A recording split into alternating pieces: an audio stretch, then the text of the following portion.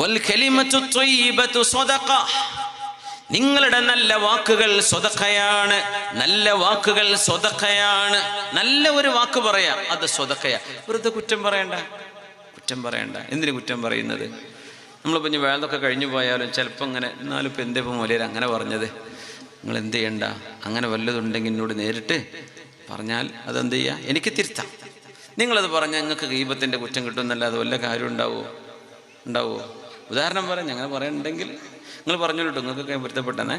പക്ഷേ ഒരാളോടും ഒന്നിനോടും ഒരു പരിപാടി കഴിഞ്ഞാൽ, നമ്മൾ ഒരു ഹൗസ് വാമിങ് കഴിഞ്ഞ് അവിടെ നിന്ന് പുറത്തിറങ്ങുമ്പോൾ വരെ, ആ പുരക്കാരൻ്റെ ചോറ് തിന്നിട്ട് ഇറങ്ങുമ്പോൾ വരെ കുറ്റം പറയും, അല്ലേ?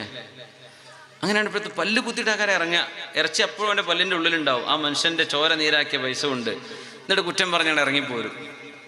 ഈ പുരക്കുണ്ടാക്കിയ ശരി, നമ്മളെ പള്ളിക്ക മൂത്രപ്പുരക്ക് ചോദിച്ചിട്ട് മുമ്പൊന്നും തന്നിട്ടില്ലല്ലോ, എന്താ ചെയ്യുക? അല്ലെങ്കിൽ എന്തെങ്കിലുമൊക്കെ പറഞ്ഞൊരു കുറ്റം പറഞ്ഞിറങ്ങിപ്പോരും. അങ്ങനെ എന്ത് ചെയ്യരുത്, പറയല്ലേ. ഒരു നല്ല വാക്ക്, സന്തോഷത്തിൻ്റെ നല്ല വാക്ക് പറയേ, അത് നിങ്ങൾക്ക് സ്വതക്കയാണ്, ദാനമാണ്. മോശപ്പെട്ട വാക്കുകൾ പറയുന്നത് ഭാരമാണ്, കുറ്റമാണ്, അത് ചെയ്യരുത് എന്നാണ്. വൽ കലിമത്തു ത്വയ്യിബത്തു സ്വദഖ,